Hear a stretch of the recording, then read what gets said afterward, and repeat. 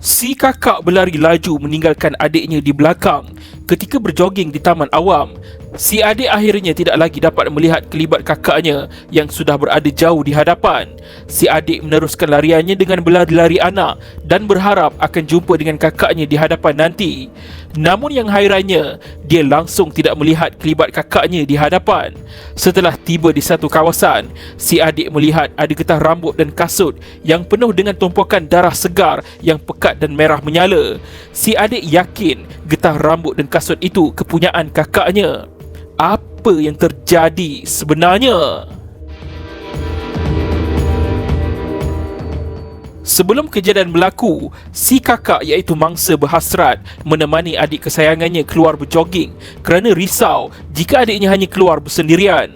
Mereka berdua ke taman rekreasi berdekatan dan pada awalnya mereka berlari-lari anak bersama-sama sebelum mangsa berlari laju di hadapan meninggalkan adiknya sehinggalah si adik tidak lagi dapat melihat kelibat mangsa yang sudah berada jauh di hadapan.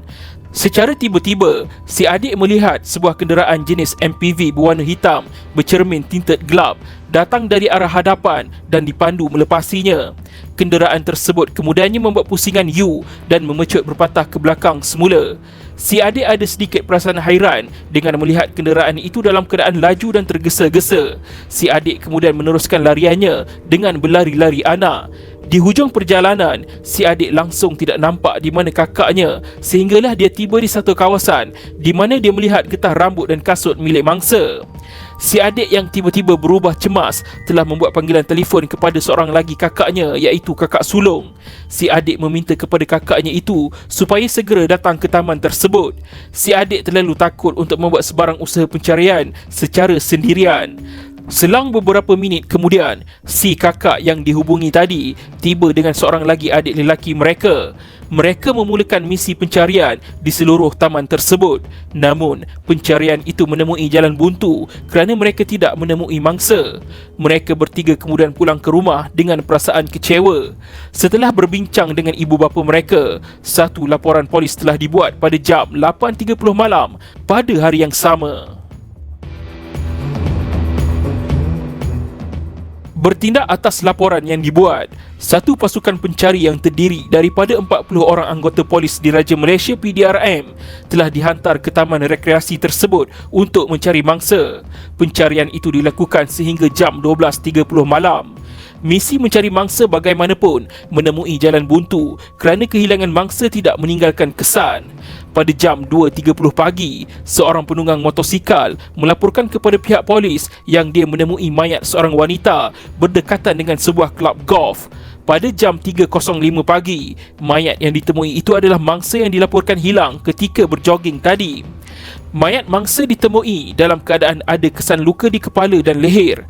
Mangsa juga ditemui terlentang di dalam semak dalam keadaan separuh bogel dan hanya memakai baju T yang terangkat sehingga paras leher.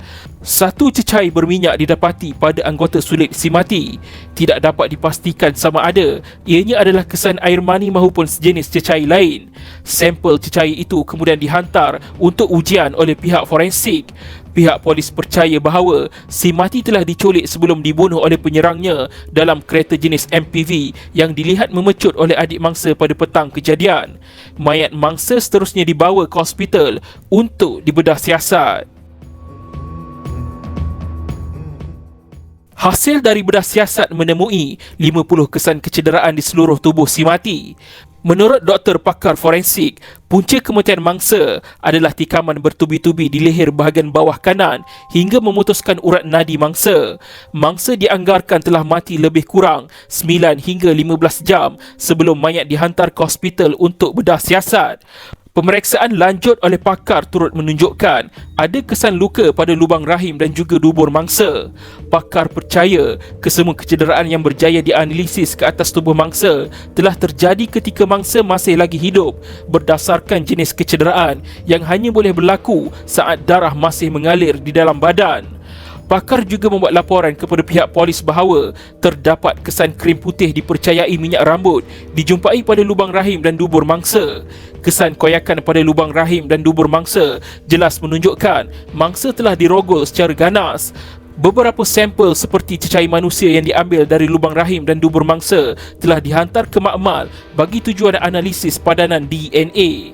Beberapa jam setelah mayat ditemui, 6 orang suspek telah ditahan reman oleh polis untuk siasatan lanjut. Kesemua mereka adalah lelaki yang berusia antara 20 hingga 40 tahun. Keenam-enam suspek merupakan pekerja di kelab golf berdekatan mayat mangsa ditemui. Adalah dipercayai tisu dengan kesan kesihatan air mani telah ditemui berhampiran kelab tersebut. 2 minggu kemudian, keenam-enam suspek yang ditahan reman bagi siasatan pembunuhan mangsa telah dibebaskan. Ini kerana profil DNA mereka tidak sepadan dengan sampel air mani yang diperolehi polis. Tidak lama selepas itu, hasil maklumat dari orang ramai telah membawa kepada penangkapan 12 orang lagi suspek. Kesemua mereka adalah pekerja warga asing berusia 20-an di kelab rekreasi yang sama. Bagaimanapun, kesemua 12 orang suspek tersebut telah dibebaskan 2 minggu kemudiannya kerana profil DNA mereka juga tidak sepadan. Selepas itu, seorang suspek berusia 37 tahun turut ditahan reman di sebuah rumah. Namun begitu, dia juga dibebaskan kerana profil DNA tidak sepadan. Terdapat satu kabar angin yang berlegar mengatakan keluarga mangsa telah dibayar oleh pembunuh untuk mendiamkan diri, namun dinafikan sekeras-kerasnya oleh bapa mangsa. Hari demi hari, minggu demi minggu, bulan demi bulan.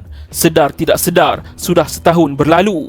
Namun, tiada perkembangan lanjut mengenai kes mangsa dan pihak polis mengatakan tiada petunjuk baru yang diperolehi mereka. Sementara itu, keluarga mangsa terus aktif mengadakan pertemuan dan kempen dengan orang ramai untuk meningkatkan kesedaran mengenai keselamatan dan menuntut keadilan buat si mati. 3 tahun selepas kejadian, 3 orang suspek pula ditahan reman oleh pihak polis berkaitan pembunuhan mangsa. Salah seorang daripada suspek yang ditahan dikabarkan anak kepada seorang individu berpengaruh yang bergelar Datuk. Anak Datuk, iaitu suspek utama, tinggal berdekatan dengan kelab golf iaitu berhampiran dengan mayat mangsa ditemui. Siasatan lanjut oleh pihak polis telah membongkar fakta bahawa keluarga suspek turut memiliki sebuah kenderaan jenis MPV berwarna hitam dan bercermin gelap yang berpadanan dengan ciri-ciri MPV yang dilihat oleh adik mangsa pada hari kejadian. Polis juga menerima maklumat bahawa anak datuk tersebut menetap bersama dengan keluarganya dan dia sering dilihat menggunakan kenderaan MPV berkenaan. Walau bagaimanapun, tiada sebarang kesan darah maupun cecair DNA ditemui di dalam kereta itu. Sampel DNA suspek utama diambil untuk ujian analisis dan kemudiannya suspek dibebaskan setelah keluarganya membayar wang jaminan. 4 hari selepas sampel DNA anak datuk tersebut diambil oleh pihak polis untuk membantu siasatan kes pembunuhan mangsa, lelaki itu telah meninggalkan Malaysia dan berangkat ke Australia. Keputusan DNA suspek utama masih belum sempat dianalisis sepenuhnya oleh pihak polis pada ketika itu. Ketidakberadaan suspek di dalam negara telah menyukarkan lagi siasatan ke atas kes jenayah kejam ini. Untuk 3 tahun berikutnya, suspek terus menetap di Australia dan kelihatan seperti tidak akan pulang lagi ke tanah air.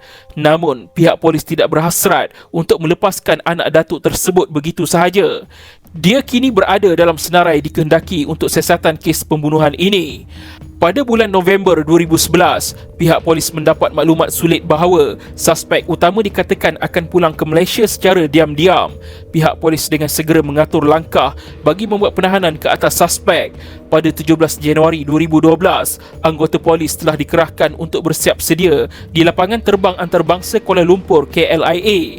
Sebaik sahaja pesawat dari Perth, Australia mendarat, pihak polis telah berjaya menahan suspek dan membawanya ke balai polis bagi tujuan reman. Satu perintah reman telah dikeluarkan ke atas suspek selama 7 hari untuk siasatan. Pada 31 Januari 2012, suspek telah didakwa di mahkamah. Adakah benar anak datuk tersebut yang membunuh mangsa? Suspek yang bernama Syahril Jaafar, 31 tahun, didakwa atas pertuduhan membunuh seorang wanita yang bernama Chi Gai Yap, 25 tahun, di kawasan Kelab Cinta Sayang, Sungai Petani, Kedah antara jam 5.30 petang pada 14 Januari 2006 hingga jam 3.05 pagi pada 15 Januari 2006. Syahril didakwa di bawah Seksyen 302 Kanun Keseksaan dan boleh dihukum gantung sampai mati jika disabitkan kesalahan. Syahril merupakan seorang jurujual kereta, manakala Guide Yap seorang graduan dari Universiti Utara Malaysia UUM dan baru menempuh alam pekerjaan. Guide Yap bekerja sebagai eksekutif pemasaran di sebuah kilang. Walaupun baru bekerja, kilangnya telah menjadualkan untuk Guide Yap dihantar ke Jerman minggu selepas itu dan Guide Yap berasa sangat gembira dan bersemangat tinggi atas keputusan majikannya itu. Guide Yap juga merupakan anak ketiga daripada 6 adik-beradik. Seramai 15 orang saksi telah dipanggil memberi keterangan untuk membentangkan naratif kes pihak pendakwaan. Tiada saksi mata yang melihat kejadian pembunuhan si mati dalam kes ini. Oleh itu, kes pihak pendakwaan bergantung sepenuhnya kepada keterangan mengikut keadaan. Perbicaraan kes mengambil masa selama beberapa bulan sebelum keputusan dibuat. Di akhir kes pendakwaan, Hakim Mahkamah Tinggi Alor mengatakan tiada bukti yang menunjukkan bahawa tertuduh telah menikam mangsa. Hakim bicara menambah bahawa DNA Syahril mempunyai persamaan dengan air mani yang ditemui pada mangsa, tetapi ia bukan padanan yang sepenuhnya. Bukan itu sahaja, terdapat kebarangkalian ada orang ketiga yang menyumbang kepada profil DNA air mani tersebut. Fakta mengatakan Syahril tinggal berdekatan dengan kawasan mayat Guide Yap ditemui dan itu adalah bukti berdasarkan keadaan dan bukan bukti langsung. Selain itu, keluarga Syahril turut memiliki sebuah kereta jenis MPV jenama Nazaria berwarna hitam dan bercermin gelap yang mempunyai persamaan dengan kereta yang dilihat oleh adik mangsa pada hari kejadian. Bagaimanapun, Hakim bicara berkata ia hanyalah kebetulan. Ia tidak membuktikan bahawa Syahril telah memandu kereta itu pada hari kejadian ataupun telah melakukan pembunuhan tersebut. Kesemua keterangan mengikut keadaan yang dikemukakan oleh pihak pendakwaan tidak mencukupi untuk membuktikan satu kes prima facie terhadap tertuduh, termasuk juga fakta tertuduh telah meninggalkan Malaysia untuk ke Australia dan berada di negara Australia selama 3 tahun setelah pihak polis memulakan siasatan terhadap tertuduh. Hakim bicara juga menyatakan tiada bukti yang dapat menunjukkan bahawa tertuduh adalah orang yang telah mendatangkan kecederaan ke atas tubuh badan si mati yang telah membawa kepada kematian. Pada 25 Jun 2013, satu keputusan telah dibuat oleh Mahkamah Tinggi dan mendapati Syahril tidak bersalah atas pertuduhan ke atasnya. Dengan itu, Syahril Jaafar terlepas dari hukuman gantung dan dia dilepaskan serta dibebaskan dari pertuduhan di bawah Seksyen 302 Kanun Keseksaan. Bapa mangsa yang bernama Chi Ah Saw berasa amat kecewa dengan keputusan mahkamah dan dia membuat satu tindakan cemas apabila dia cuba untuk terjun dari tingkat 2 bangunan mahkamah itu sebaik sahaja keputusan dibacakan. Namun, Ah Saw berjaya dihalang dari terjun oleh beberapa orang pemberita. Wartawan dari Guangming, Delhi memegang bahu Ah Saw, manakala jurugambar TV9 memeluk leher Ah Saw dengan lengannya bagi menghalang lelaki itu dari membunuh diri. Beberapa orang pemberita lain menjerit dalam bahasa Hokkien meminta Ah Saw supaya tidak terjun. Ah Saw asyik menangis setelah diselamatkan. Anggota polis dan rakan-rakan Ah Saw meminta lelaki itu untuk bertenang dan tidak bertindak terburu-buru. Saya mahu keadilan untuk anak perempuan saya. Saya dah tunggu sangat lama tetapi berakhir begini.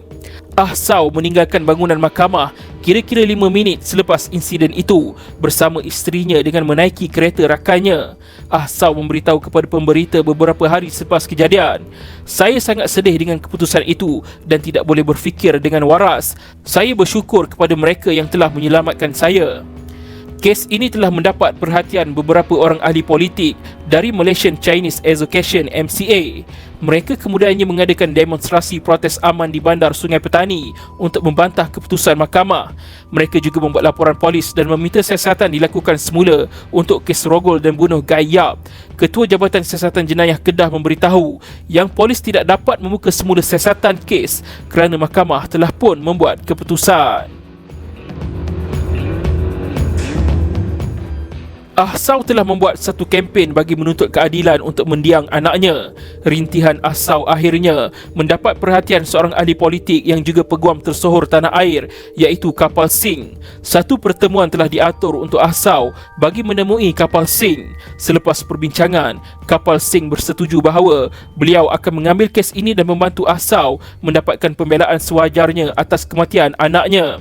Kapal Singh kemudiannya menulis pucuk surat kepada Peguam Negara pada ketika itu. Antara lain, Kapal Singh meminta Peguam Negara untuk melihat kembali kes ini kerana beliau berpendapat telah berlaku kesilapan pada pihak mahkamah yang lalu apabila suspek utama dilepaskan. Pada 13 Oktober 2014, Timbalan Pendakwa Raya telah berhujah dengan tegas di hadapan para hakim Mahkamah Rayuan. Pendakwa Raya memberitahu yang 4 palitan cecair dan darah yang diambil dari anggota sulit mangsa mempunyai padanan 100% dengan DNA Syahril. Pendakwa Raya juga menambah bahawa fakta yang menunjukkan Syahril telah melarikan diri ke Australia selama 3 tahun adalah cukup untuk memberitahu bahawa Syahril berasa takut dan bersalah selepas DNA-nya diambil oleh pihak polis. Pendakwa Raya turut memberitahu mahkamah bahawa palitan kelima pada alat sulit si mati mempunyai bahan asing yang mungkin disebabkan pencemaran kerana mayat mangsa ditemui di dalam semak. Peguam bela Syahril bagaimanapun dalam kenyataan balas menyatakan bahawa walaupun DNA dibuktikan milik Syahril, ianya tidak membuktikan yang Syahril telah membunuh Chi Gai Yap kerana tidak bukti yang aktiviti seksual telah berlaku antara mereka dengan pasangan Syahril. Setelah mendengar hujahan dari kedua-dua belah pihak, panel Hakim Mahkamah Rayuan sebelah suara mengetepikan keputusan tidak bersalah dan pembebasan Syahril sebelum ini serta memerintahkan Syahril membela diri. Mahkamah Rayuan telah mengarahkan agar kes pembunuhan Chi Gai Yap ini dihantar semula ke Mahkamah Tinggi Alor dan dibicarakan sepenuhnya. Mahkamah Rayuan juga memerintahkan Syahril ditahan reman sepanjang perbicaraan semula. Semasa perbicaraan semula di Mahkamah Tinggi Alor, iaitu pada 28 Disember 2014, Syahril memilih untuk membela diri dengan memberi kenyataan dari kandang tertuduh tanpa bersumpah. Syahril memberi satu kenyataan mengejutkan kepada mahkamah mengenai Gai Yap dalam kenyataan pembelaan dirinya. Tertuduh menyatakan bahawa kira-kira jam 3 petang pada 14 Januari 2006, dia menghubungi seorang lelaki bernama Wayne melalui telefon untuk mendapatkan seorang gadis bagi mengadakan hubungan seksual setelah tertuduh menonton video lucah pada awal hari itu. Saya beritahu Wayne, saya mahukan seorang gadis bukan Melayu berusia 20-an. Pada jam 4 petang, Wayne telefon saya semula dan berkata yang dia telah aturkan saya dengan seorang gadis untuk bertemu berdekatan dengan kelab Cinta Sayang. Dia kata gadis itu akan cari saya dan pada pukul 5 petang, saya menunggu dalam kereta berhampiran kelab tersebut. Si mati tiba-tiba muncul dan ketuk tingkap kereta saya.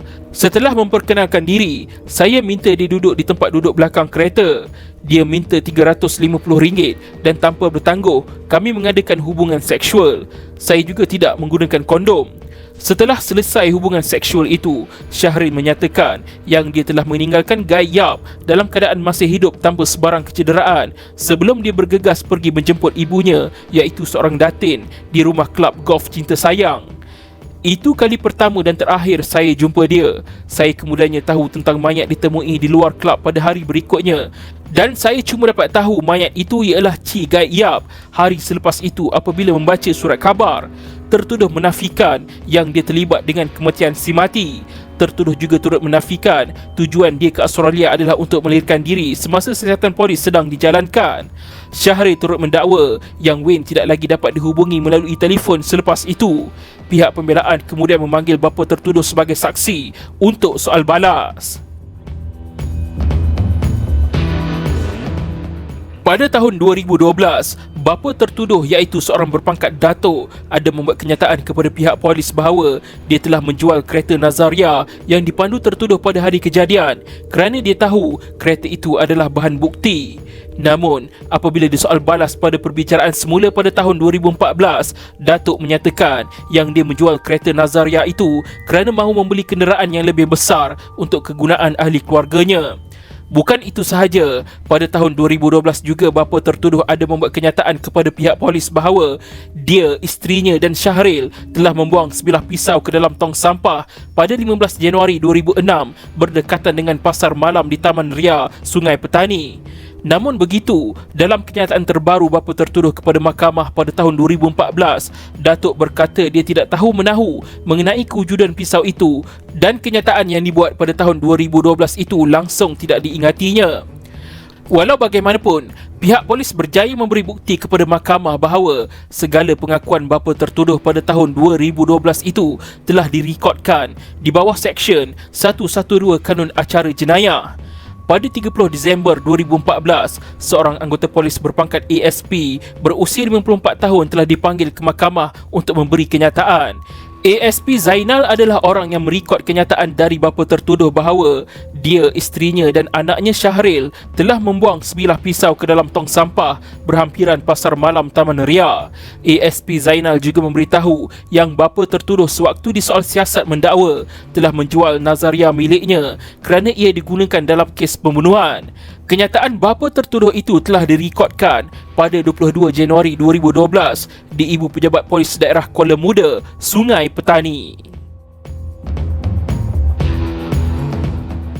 Peguam bela kemudian bertanya kepada ASP Zainal sama ada dia sedar bahawa kenyataan bapa tertuduh itu bermaksud dia mungkin telah bersubahat dalam melakukan jenayah dengan anaknya. ASP Zainal memberitahu bahawa walaupun dia mempunyai kuasa untuk menahan bapa tertuduh atas kenyataan tersebut, dia tidak berbuat demikian kerana tidak mendapat arahan dari ketuanya. Pada 23 Mac 2015, Peguam bela mengatakan ASP Zainal seorang saksi yang tidak boleh dipercayai serta seorang penipu kepada mahkamah. Peguam bela mendakwa ASP Zainal tidak boleh dipercayai kerana sering menjawab, "Saya tak tahu, saya tak pasti dan saya tak ingat." Peguam bela kemudiannya mengatakan ASP Zainal mendakwa yang dia tidak kenal dan tidak pernah berhubung dengan bapa tertuduh. Akan tetapi, ASP Zainal pernah menjemput Datuk ke rumahnya untuk menghadiri kenduri tahlil. ASP Zainal sebelum itu ada memberitahu kepada pendakwa raya bahawa isterinya yang menjemput Datuk ke kenduri tahlil itu. Peguam bela seterusnya berhujah mengatakan yang Datuk tidak dibenarkan untuk membaca semula kenyataan beramarannya sepanjang 4 muka surat sebelum diminta untuk menandatanganinya. Peguam bela mendakwa ASP Zainal hanya membacakan sebahagian kenyataan dari monitor komputer dan sebahagian lagi kandungan kenyataan itu tidak dibacakan.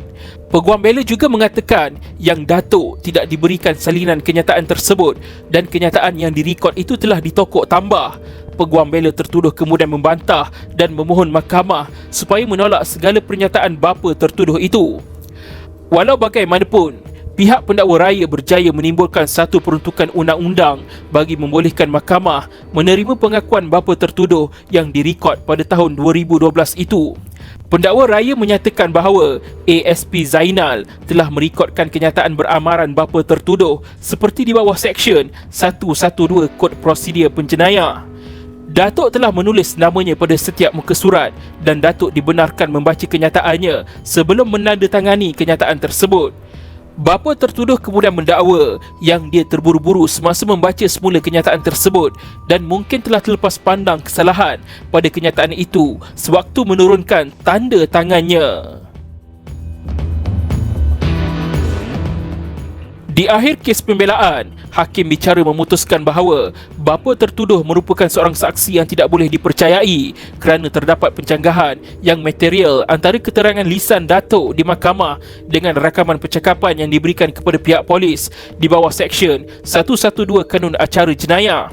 Hakim bicara mendapati Datuk telah gagal untuk memberikan penjelasan yang munasabah. Hakim bicara juga menolak kenyataan pembelaan tertuduh bahawa dia telah melakukan hubungan seksual dengan si mati secara sukarela. Hakim bicara mengatakan kenyataan ini sebagai tidak munasabah dan tidak boleh dipercayai.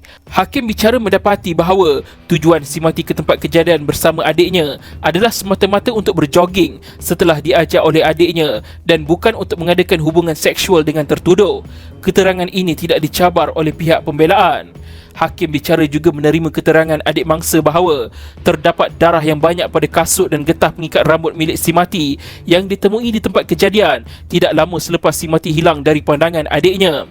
Keterangan ini juga tidak dicabar oleh pihak pembelaan. Keterangan tanpa sumpah tertuduh bahawa dia telah melakukan hubungan seksual secara sukarela dengan menggunakan cecair daripada tubuh masing-masing adalah tidak boleh dipercayai.